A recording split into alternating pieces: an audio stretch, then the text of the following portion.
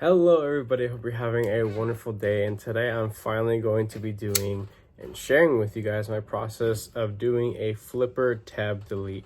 I'm also going to be widening the finger choil on this particular model. This one is actually the Kaiser and Justin Gingrich collaborative work, the Coniferous V.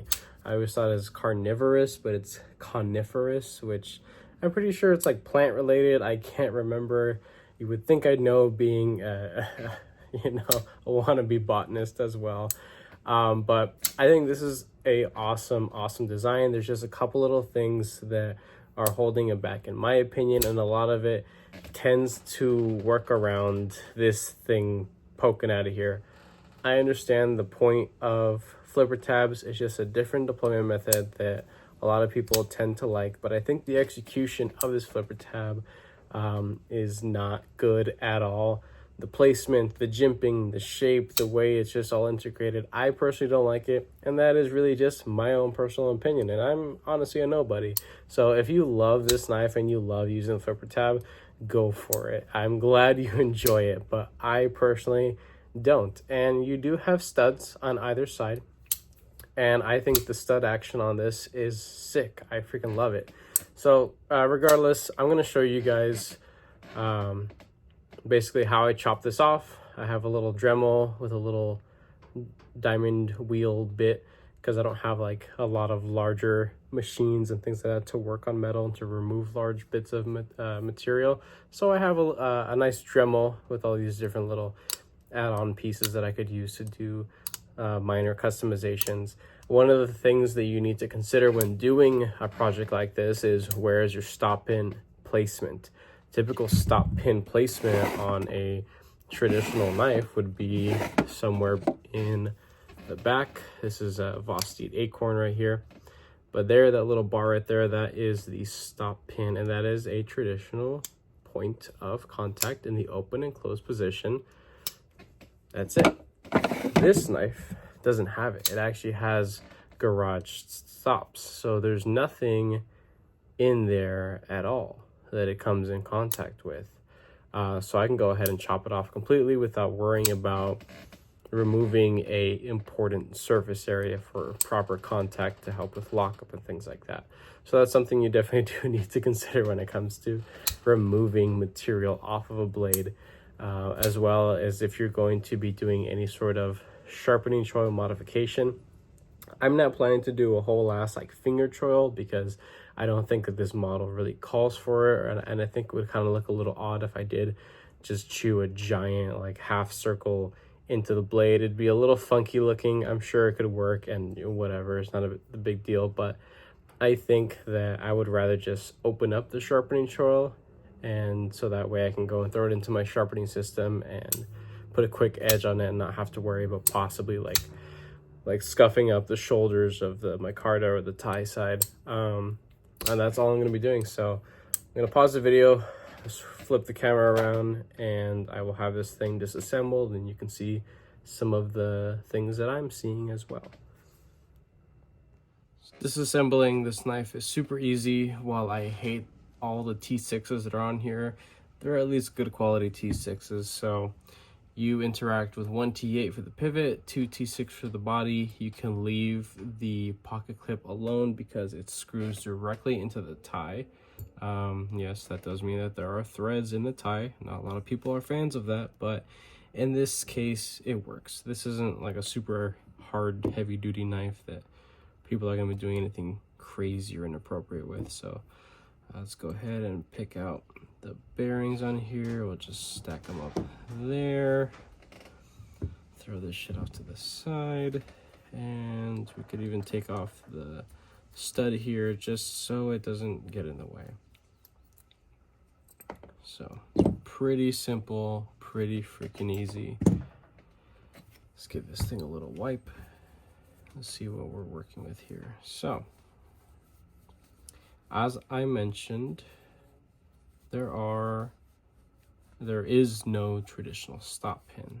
There are garage stops, and that's what these little tabs are that are directly on the blade itself.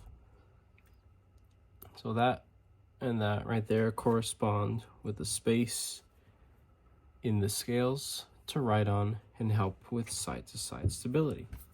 Also up and down. But the important things that we need to look at are, what are the surfaces for lockup? It would be back here, and because this is V-shaped because of the V liner lock, so that's there. So you take a look at that space right there. So that is very important. You do not want to remove any of that, and you're not going to be messing with that back over there. So what I can do is literally just go straight down through there, chop the flipper tab off completely, make it nice and flat as possible, and then I'm going to take my little round Dremel bit and just chew out this area right here, pushing back the live edge just a tad, probably removing about as much material as is above my thumbnail right there. So doing this isn't actually going to remove a lot of usable working edge. It's just a little modification to just make this thing a little bit more visually appealing, in my opinion. That's really it. So this is 154 cm. This is, I don't want to say high performance blade material. It's on the softer side, yeah, holds a good edge. I like it. Nothing really wrong with it. But because it is a hardened steel, it's gonna take a second to properly get through this and grind off everything. So things you're obviously going to need for your protection, of course, are going to be some goggles, a mask, a ventilator, like a nice high-end mask if you have one. A regular, I guess, COVID or medical mask should be just fine. Just make sure to really tighten it down around your nose. Possibly just work in a well-lit and ventilated area as well. I'm here in my garage, so it's roomy enough, and I have my studio lights so I can see what I'm doing. I am holding a sharp object technically, and I'm going to be working with a tool that spins at a very high rate. So what you can do for your sake is, if you really don't want anything to happen, you can just go and blunt the whole edge or put tape around it or something like that to just make sure that nothing happens, because the last thing you want is for you know, your bit that you're working with to grind in a way and then pull you back onto the live edge or anything like sketchy like that. You just want to think about the possibilities, and at that point just kind of cater your safety and just use common sense. A lot of this kind of stuff is common sense based. So if you hurt yourself, hopefully you don't hurt yourself too bad, and you know for next time. So yeah, that's pretty much it. I've done flipper tab chops. I've probably done 3 of them at this point, so I'm pretty confident in working with the tools at my disposal currently. But yeah, that's it. So I'm gonna mark this with a little Sharpie and then just go from there. That's it. Hopefully I could set the camera up so you guys can see me dink around with this thing. If not, then I'll just show you guys how this looks chopped off. So let me see if I could actually set up to where you can see me doing the work, hopefully. Alrighty, so this took a little bit longer than I thought. I actually busted 2 of these little wheels while doing it. These are cheapy ass little wheels that are meant for cutting. Probably not stuff like this, but it works. That's what I've been using, right? So again, safety is a really important thing. Do not have any food, consumable goods, open drinks, nothing that's going to come in direct contact with your mouth or respiratory system anywhere around you, because this shit is everywhere. It covers my whole surface area.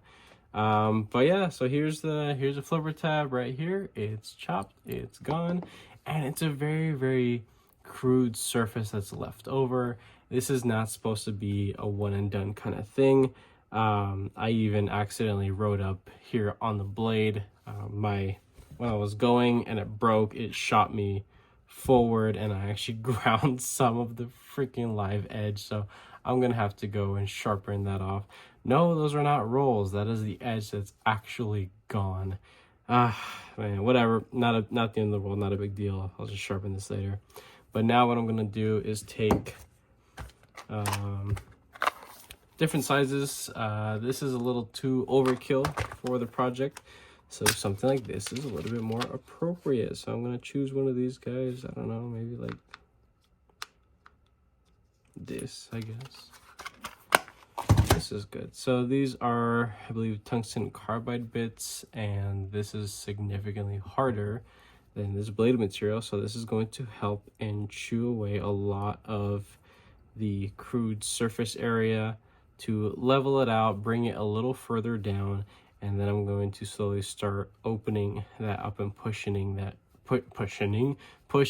sharpening choil further up that way. And we're about halfway there, so hang in there. All right, so now that I got the general shape and depth already roughed out, I ended up switching to this big one right here just to hog off a lot of material. Really sketchy working with the bigger ones because the teeth on the carbide bits are so large. It really is just throwing chunks of metal all over the place. Like, this stuff is the consistency of, like, I don't want to say like flaky salt, but like medium ground salt. If you have like a salt grinder, that's kind of what it feels like. It's sharp. It fucking gets everywhere.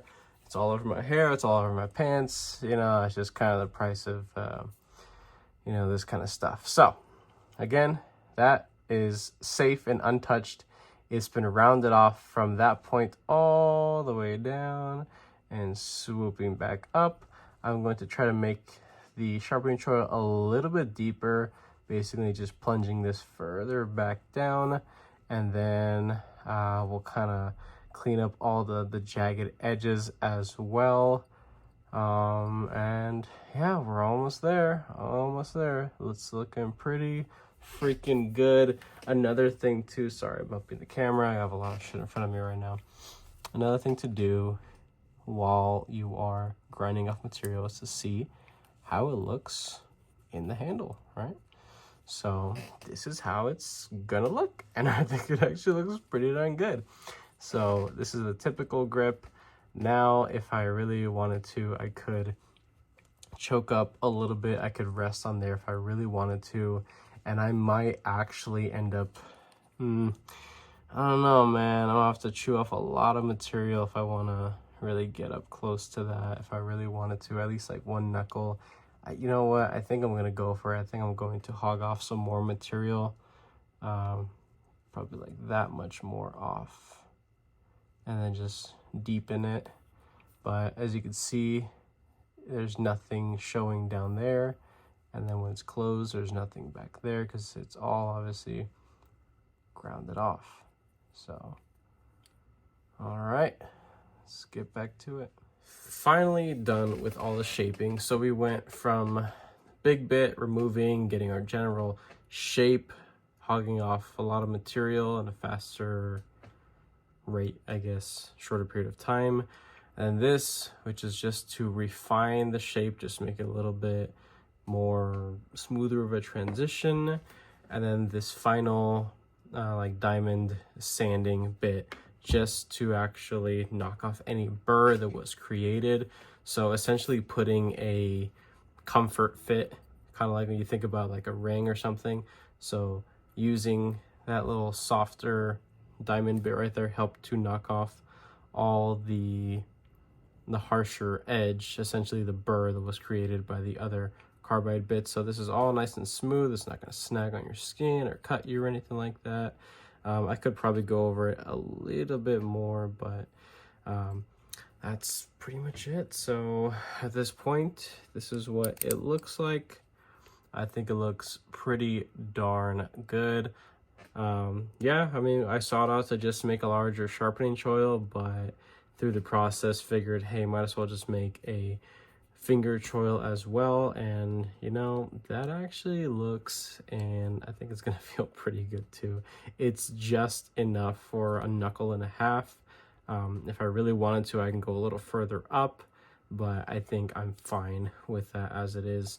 I'm gonna go ahead, clean up my whole area, put a fresh edge on this, reassemble, and I will be back to show you guys the final official finished project and just show you guys how this thing came out. I think it's going to be pretty darn cool, worth the worth the hassle and the mess because I just made it unique, right? Special to me. You know, if I ever do decide to sell this in the future, you know, I'm sure somebody else would enjoy it as well, but it is very unique looking, I suppose, as of now. So yeah, that's it. I'll show you guys what this thing looks like once I'm all done. And we are finally finished. So a good hour and a half of work with my tools. We have some really high winds right now, so if you hear some funky noise in the background, that's just my house about to blow away. But yeah, just to remove this stupid dinky little flipper tab here, we've created something rather unique, and just take a look at that. Let me know what you guys think about how this thing looks. Do you think that this is how it should have been?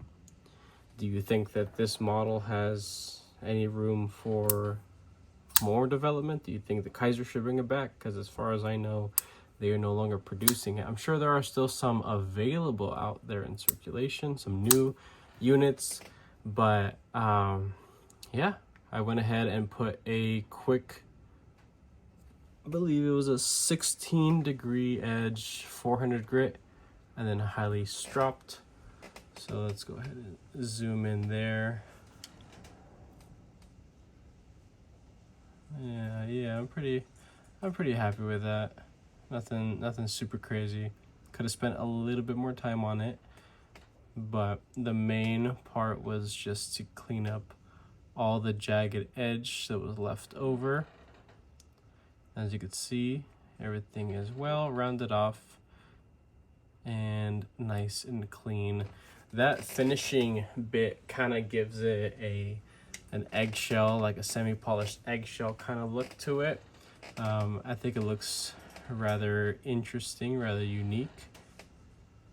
Not the typical sanding marks, but yeah, there you can see the lockup.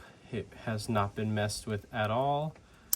And again, no traditional stop pin because it has the garage stops. You can see it through there. And yeah, so that's it. This thing is done, and I got plenty of room to get a second knuckle right on there. This is fit for me.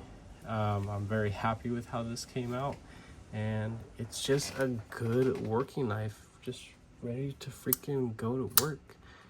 So that's it. If you guys like this video, go ahead and leave a like down below. If you are subscribed already, thank you so much. I appreciate all your support and your patience, of course. If you are not subscribed, please consider subscribing, as I put more videos of content coming your guys' way. And with that being said, I hope you have a wonderful rest of your day.